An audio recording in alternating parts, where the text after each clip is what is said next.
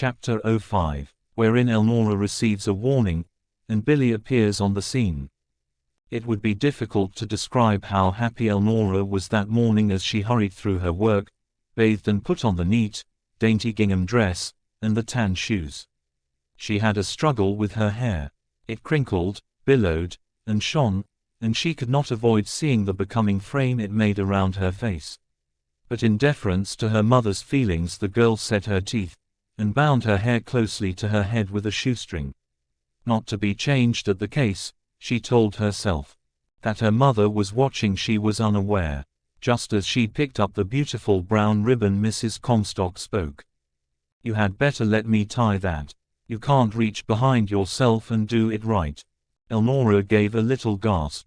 Her mother never before had proposed to do anything for the girl that by any possibility she could do herself. Her heart quaked at the thought of how her mother would arrange that bow, but Elnora dared not refuse. The offer was too precious. It might never be made again. "Oh, thank you," said the girl, and sitting down she held out the ribbon. Her mother stood back and looked at her critically.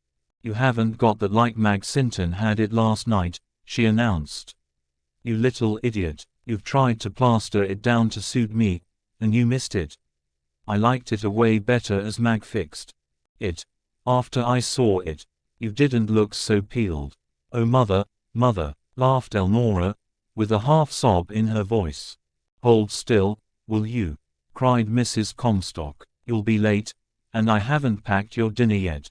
She untied the string and shook out the hair. It rose with electricity and clung to her fingers and hands. Mrs. Comstock jumped back as if bitten. She knew that touch. Her face grew white, and her eyes angry. "Tie it yourself," she said shortly, "and then I'll put on the ribbon. But roll it back loose like Mag did. It looked so pretty that way." Almost fainting, Elnora stood before the glass, divided off the front parts of her hair, and rolled them as Mrs. Sinton had done, tied it at the nape of her neck, then sat while her mother arranged the ribbon. "If I pull it down till it comes tight in these creases where she had it, it will be just right, won't it?" queried Mrs. Comstock. And the amazed Elnora stammered, "Yes." When she looked in the glass, the bow was perfectly tied, and how the gold tone of the brown did match the luster of the shining hair. "That's pretty," commented Mrs. Comstock's soul, but her stiff lips had said all that could be forced from them for once. Just then Wesley Sinton came to the door. "Good morning," he cried heartily. "Elnora, you look a picture. My, but you're sweet.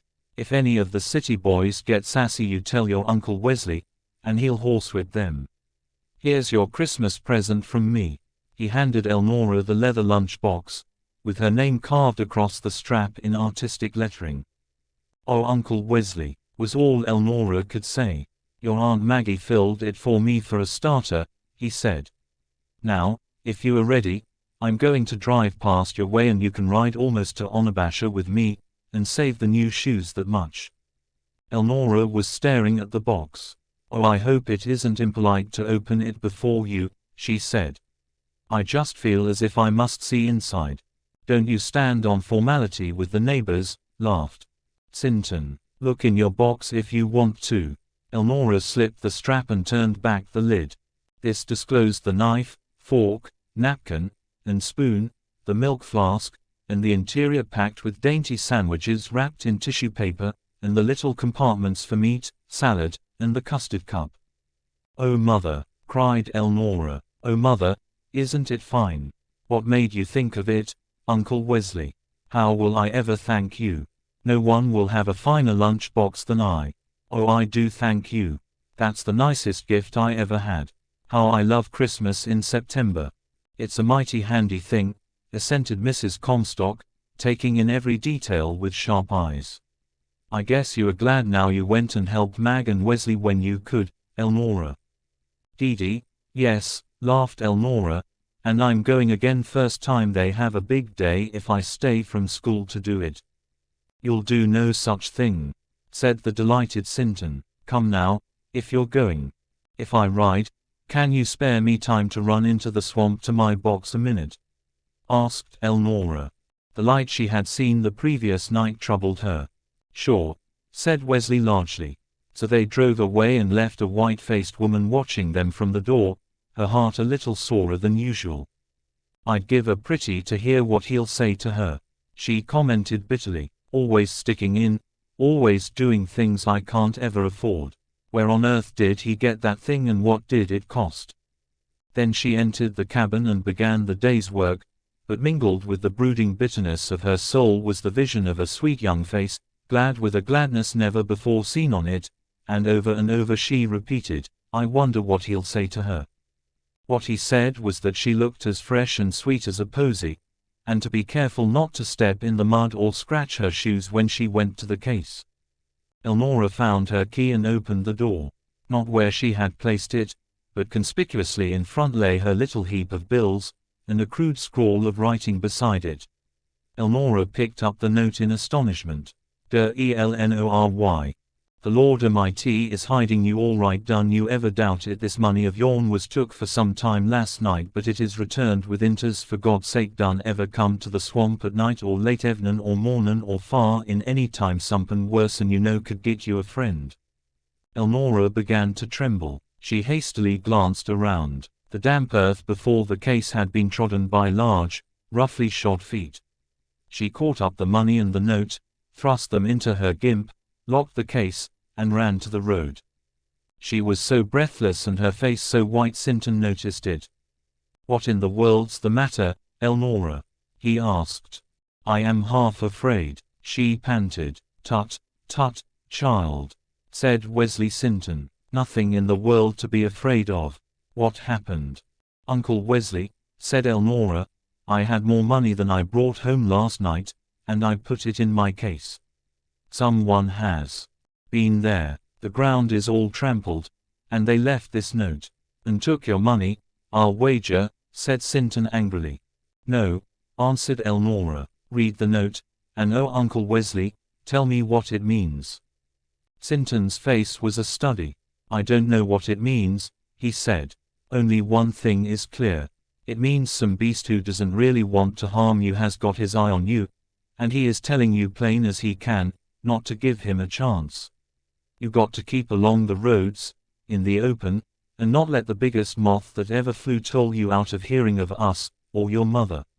It means that, plain and distinct, just when I can sell them, just when everything is so lovely on account of them, I can't stay away from the swamp. The Limberlost is going to buy the books, the clothes, pay the tuition, and even start a college fund. I just can't. You've got to, said Sinton.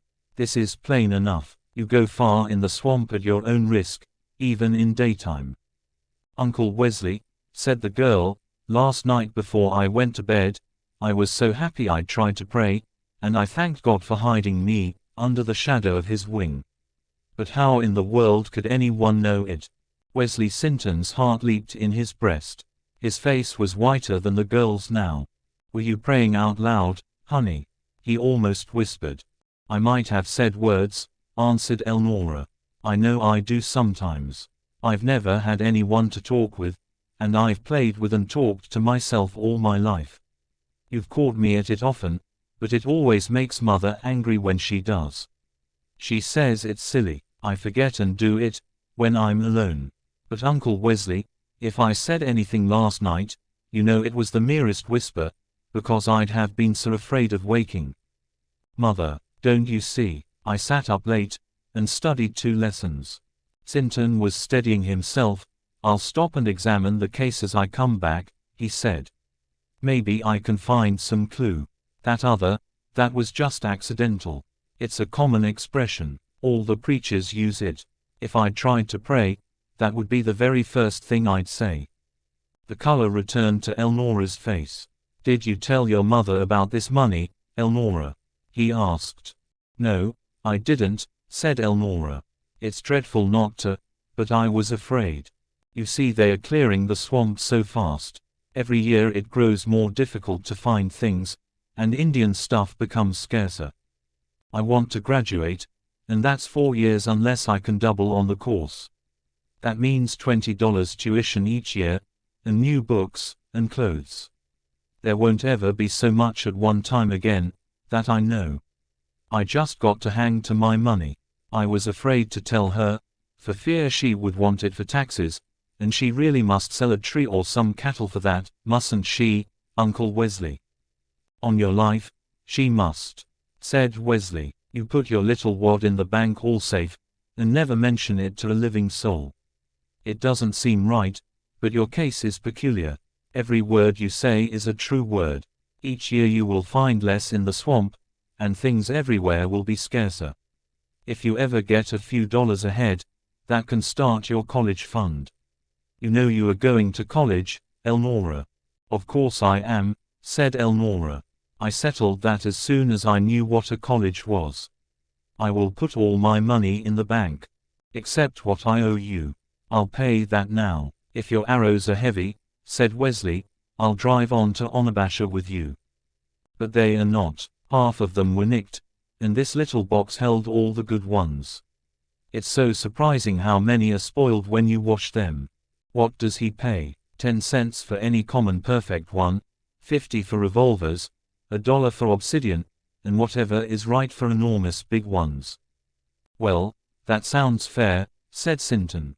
You can come down Saturday and wash the stuff at our house, and I'll take it in when we go marketing in the afternoon. Elnora jumped from the carriage. She soon found that with her books, her lunchbox, and the points she had a heavy load. She had almost reached the bridge crossing the culvert when she heard distressed screams of a child. Across an orchard of the suburbs came a small boy, after him a big dog, urged by a man in the background. Elnora's heart was with the small fleeing figure in any event whatever. She dropped her load on the bridge, and with practiced hand flung a stone at the dog. The beast curled double with a howl. The boy reached the fence, and Elnora was there to help him over. As he touched the top she swung him to the ground, but he clung to her, clasping her tightly, sobbing with fear. Elnora helped him to the bridge, and sat with him in her arms.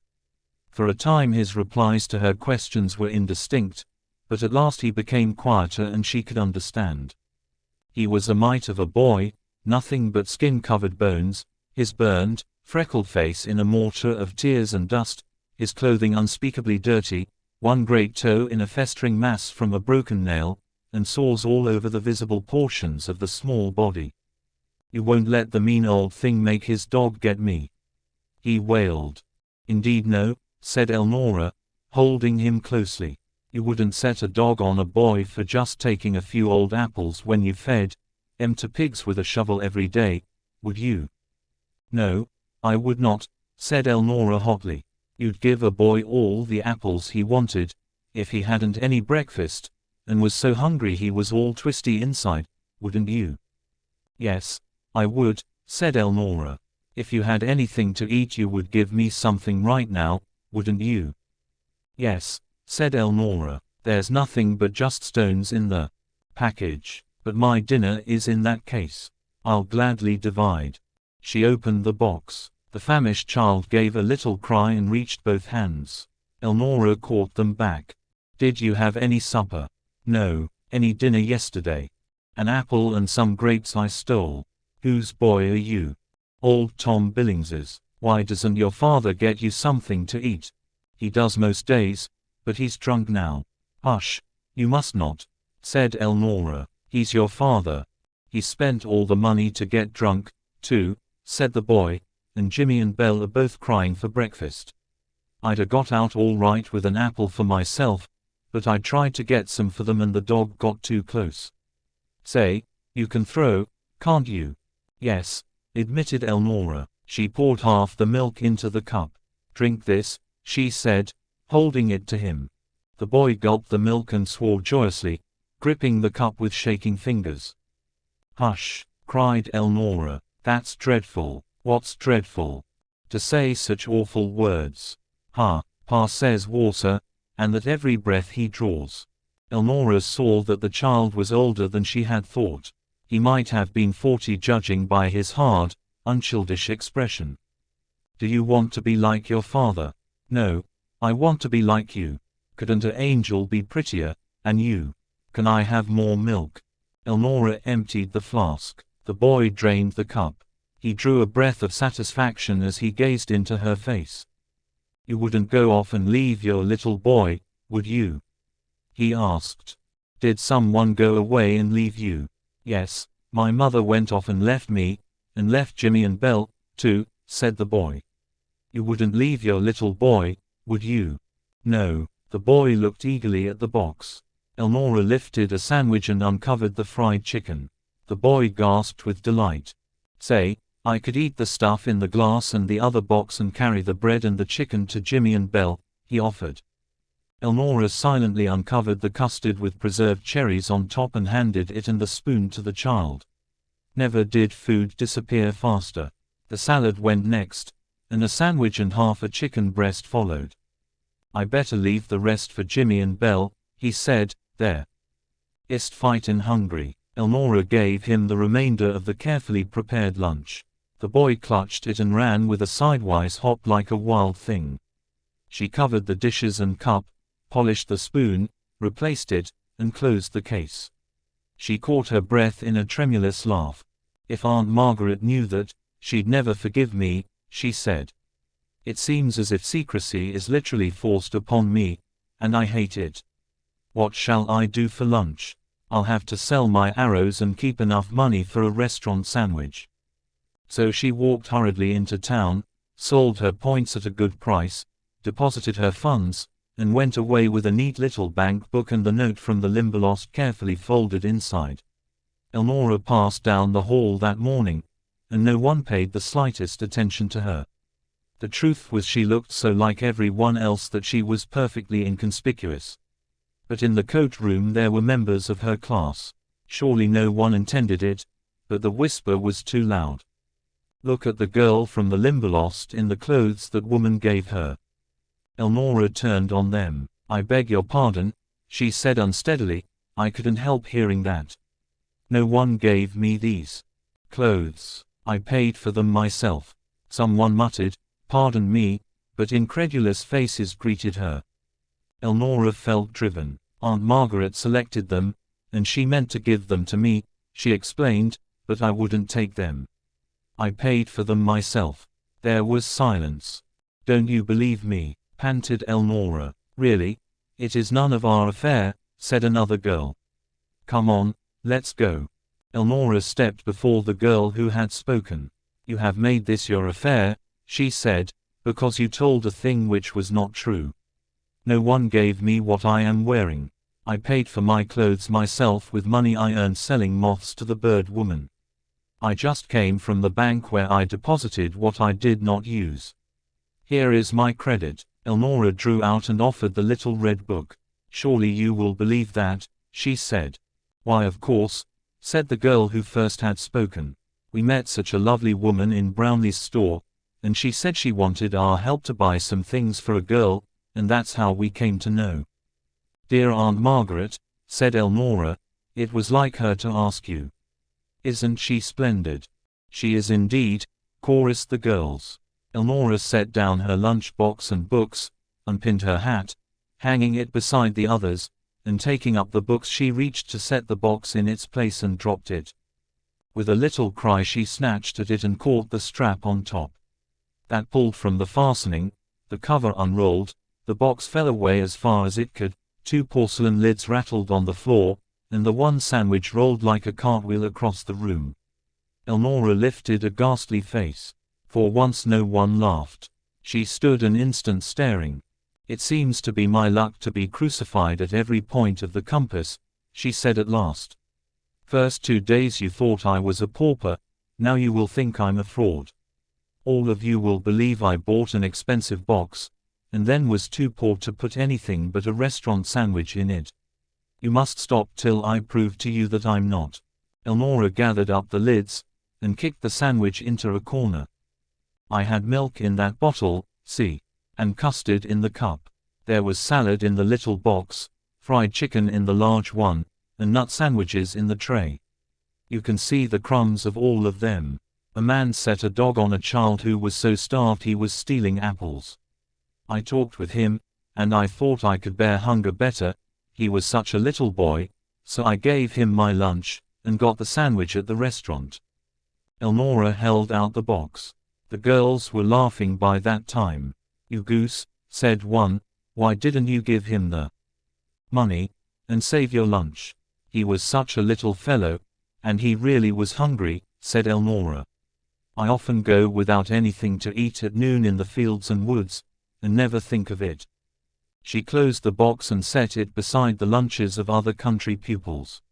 While her back was turned, into the room came the girl of her encounter on the first day, walked to the rack, and with an exclamation of approval took down Elnora's hat. "Just the thing I have been wanting," she said. "I never saw such beautiful quills in all my life. They match my new broadcloth to perfection. I've got to have that kind of quills for my hat. I never saw the like. Whose is it, and where did it come from?" No one said a word, for Elnora's question, the reply, and her answer, had been repeated. Everyone knew that the Limberlost girl had come out ahead and Sadie Reed had not been amiable, when the little flourish had been added to Elnora's name in the algebra class. Elnora's swift glance was pathetic, but no one helped her. Sadie Reed glanced from the hat to the faces around her and wondered. "Why, this is the freshman section, whose hat is it?" she asked again, this time impatiently. "That's the tassel of the cornstalk," said Elnora with a forced laugh. The response was genuine. Everyone shouted. Sadie Reed blushed, but she laughed also. "Well, it's beautiful," she said, "especially the quills. They are exactly what I want. I know I don't deserve any kindness from you, but I do wish you would tell me at whose store you found those quills." "Gladly," said Elnora. "You can't buy quills like those at a store. They are from a living bird. Phoebe Sims gathers them in her orchard as her peacocks shed them. They are wing quills from the males." Then there was perfect silence. How was Elnora to know that not a girl there would have told that? "I haven't a doubt but I can get you some," she offered. She gave Aunt Margaret a large bunch, and those are part of them. I am quite sure she has more, and would spare some. Sadie Reed laughed shortly. "You needn't trouble," she said, "I was fooled. I thought they were expensive quills. I wanted them for a $20 velvet toque to match my new suit. If they are gathered from the ground, really, I couldn't use them." "Only in spots," said Elnora. "They don't just cover the earth. Phoebe Sims's peacocks are the only ones within miles of Amarsikasha, and they molt but once a year. If your hat cost only $20, it's scarcely good enough for those quills. You see, the Almighty made and colored those himself, and he puts the same kind on Phoebe Sims's peacocks that he put on the head of the family in the forests of Ceylon, way back in the beginning. Any old manufactured quill from New York or Chicago will do for your little $20 hat. You should have something infinitely better than that to be worthy of quills that are made by the Creator." How those girls did laugh. One of them walked with Elnora to the auditorium, sat beside her during exercises, and tried to talk whenever she dared, to keep Elnora from seeing the curious and admiring looks bent upon her. For the brown-eyed boy whistled, and there was pantomime of all sorts going on behind Elnora's back that day. Happy with her books, no one knew how much she saw, and from her absorption in her studies it was evident she cared too little to notice. After school she went again to the home of the bird woman, and together they visited the swamp and carried away more specimens. This time Elnora asked the bird woman to keep the money until noon of the next day, when she would call for it and have it added to her bank account. She slowly walked home, for the visit to the swamp had brought back full force the experience of the morning. Again and again she examined the crude little note, for she did not know what it meant, yet it bred vague fear. The only thing of which Elnora knew herself afraid was her mother, when with wild eyes and ears deaf to childish pleading, she sometimes lost control of herself in the night and visited the pool where her husband had sunk before her, calling his name in unearthly tones and begging of the swamp to give back its dead.